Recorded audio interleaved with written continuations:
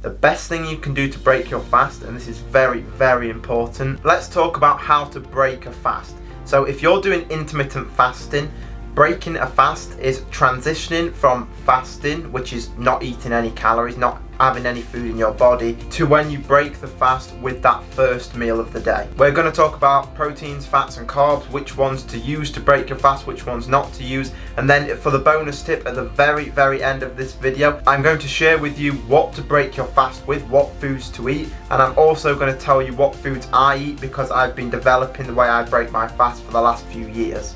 If you do want to learn how to build muscle, how to lose body fat and loads of different topics such as intermittent fasting, then subscribe to this YouTube channel. If you click the little bell as well, that will notify you every time I upload a new video on Mondays and Thursdays. The first thing we need to know when breaking a fast is that you have to eat protein when you break a fast. There is no exception to that rule. You have to eat protein when you break a fast. You don't have to eat carbs or fats, and we're going to talk about that in a minute, but protein is going to spare muscle tissue, it's going to start the recovery process of any muscle that is being built, and it's also going to keep you full until you eat the next meal. In terms of carbohydrates, you can break a fast with proteins and carbohydrates if you want to, but carbs aren't necessary. You don't have to eat carbs when you break a fast. And sometimes for fat loss I recommend that you don't, sometimes I recommend you do. The situation where I recommend that you do is if you've been doing fasted training or you've done a workout while fasted. If you work out and then immediately you need to eat your meal right after you're breaking your fast immediately after that workout, it's very important in my opinion to eat protein and carbs. The reason is because the protein and carbs together get a really nice insulin spike, which is what we want post-workout if we're fasted, and the carbs will fill out the muscles again. When we do fasted training, oftentimes the glucose starts to get depleted in the muscles because we're fasted and now we're training on top of that. So by adding those carbs, 20 to 40 grams of protein, 20 to 40 grams of carbs, post-workout if it's fasted, that's going to help fill the muscles back up as well. Eating dietary fat is very important for the regulation of hormones, staying full, you name it. However, for breaking a fast, eating fat after fasting is a no-go. I do not recommend this.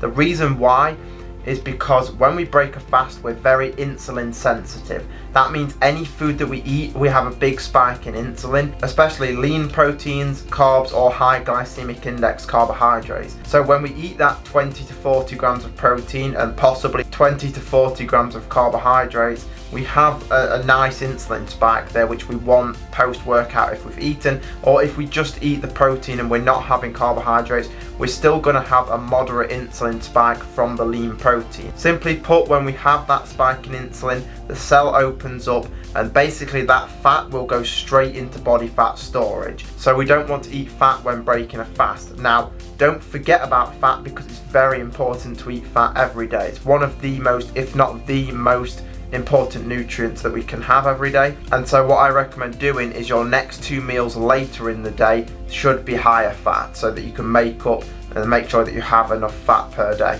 When you break a fast, you feel excited to eat, the food tastes so much better. The mistake a lot of people run into, I've made this mistake for years myself, and that's going straight in with a big meal. The best thing you can do to break your fast, and this is very, very important, is eat a small meal. And I mean sort of 2 to maybe 500 calories maximum. The reason is because when you're fasting and you're not eating any calories, your body will slow down the production of digestive enzymes. So if you go in there and eat a massive meal, you're not going to be able to digest that food very well for almost everybody. There are some people that can, but for most people you're going to get bloated, you're going to feel tired, you're going to have a crash later in the day, and that's my personal experience as well. But if I eat a big meal, if I eat anything over 700 calories maybe for my first meal, then I'm bloated, I feel tired, I feel sluggish, I don't feel good like I did when I was fasting. So the key is to ease into the food. When you eat your first meal, it wants to be 200 to 400 calories. In my opinion, for most people, anything over 500-600 calories, you do start to get that bloated feeling. So always stick to small meals to break the fast. and then within 1 to 4 hours later you can eat then your next meal, and that can really be of any size. That can be 1,000 calories, 1,500 calories, it really doesn't matter. From a fat burning standpoint or a weight loss standpoint, you also want to eat a small meal just to begin with when you break that fast, because the more food you eat, the more and bigger the insulin spike is going to be. So the less food we eat, the less the insulin spike is going to be. When you are insulin sensitive, like we said before, the last thing you want to be doing is eating 800, 900 calories in your first meal, spiking that insulin way high, and then, like I said, what goes up has to come down. So later in the afternoon, 2-3 hours later, you're going to have that crash where you don't feel good. There's always exceptions to the rules and advice that I give. One of the exceptions is if you're bulking up, if you're trying to build muscle, then you might want to eat, or you might have to eat, a bigger meal to start with if you're someone that struggles to gain weight. But from my experience, you can have that first 500 calorie meal, but then you can later have 2 or 3 1,000 calorie meals. So for most people, the weight gain inside of things won't be an issue. If you're someone that really does genuinely need to eat 4,000 or 5,000 calories a day just to gain half a pound of weight per week, then what you might want to do is eat a bigger meal. But my suggestion is actually that you drop the intermittent fasting. If you're doing intermittent fasting for health benefits, maybe just do 1 24-hour fast a week, maybe on like a Saturday or a Sunday, and then all the rest of the week just eat breakfast. Because if you've got to eat 4,000 calories a day to gain weight, fasting might not be the best scenario for you. The other benefit to actually eating that small meal is that now if you break the fast at, let's say, 2 p.m. or 1 p.m, whatever your time is that you break the fast, let's just say 2 p.m. for this scenario, and you have a small 300 to 500 calorie meal, just some protein and carbs, whatever you're going to eat, that now sets you up for 2 meals later in the day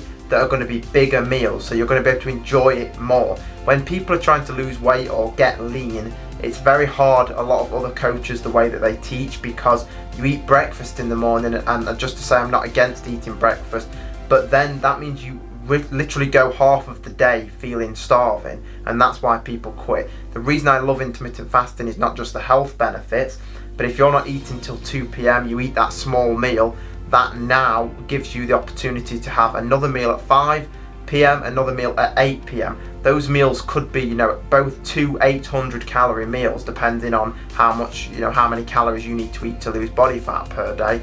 And you can also incorporate something like some chocolate, or a few hundred calories of some ice cream or something nice that you like to eat, but that makes it sustainable. That's just another side benefit to having that smaller meal to begin with. Now you understand that, and we've gone all the way through that, what do you actually eat? So first of all, I'm going to share with you what I would eat, and I'm going to share also what you might want to eat as well. So what I personally do, and I do this whether I train fasted or if I don't train fasted, this is my protocol. So I have 2 tablespoons of organic apple cider vinegar. I mix 4,000 milligrams of potassium citrate and some sodium in that as well, because our electrolytes do get depleted while we're fasting. The apple cider vinegar has many benefits, one of them being more energy, the other being better digestion, and that's why I drink that. That's the first thing I go to. I'll drink that drink.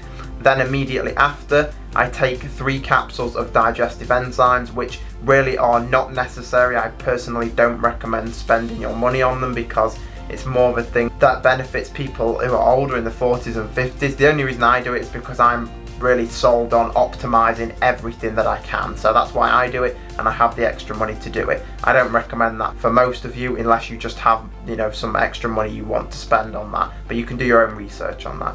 I then have a whey protein shake. I like the hydrolyzed protein. That's the best source of lean whey protein that you're going to get. And I have 1 banana with that. So I'm basically having 30 grams of protein, and I'm having 30 grams of carbs from the banana, but I also add some pineapple. The reason I do this is because they are somewhat high glycemic index. They're not the highest, but the high glycemic index carbs, if you have them in a very small amount, will spike the insulin a little after the workout. they also allow you to absorb more of the protein. You can mix and match with those things. Another thing that you might want to consider is if you struggle with the digestion of the whey protein, you might want to switch to a pea protein. So you're going with a plant-based protein. I've done that before as well, and I have seen less bloating if I've eaten, a bigger meal. So you might want to go with the pea protein, you might want to go with the whey protein. I personally start out with the whey and sometimes use the pea protein if I'm struggling. So basically the best way really to break a fast is some kind of lean protein, whether it's pea protein or whey protein shake, and then a banana, and all the other stuff that I mentioned about the apple cider vinegar, that's just extra. So really the banana, the protein are the two things that you need to break a fast, and that's the best way in my opinion. I want you to stick to the things that I said in this video, but as I always say, and I try to be the best coach I can be, and that's the fundamentals are the most important. So getting your fasting times correct, making sure that you're eating the protein, which we did say is important and necessary. But the things like not eating fat with your first meal, I don't recommend it. It's not the best scenario, but you can. It's all about the fundamentals, getting those in place first, and things like avoiding fat in your first meal is more of an advanced strategy and something that you can adopt later if you don't want to do that right now.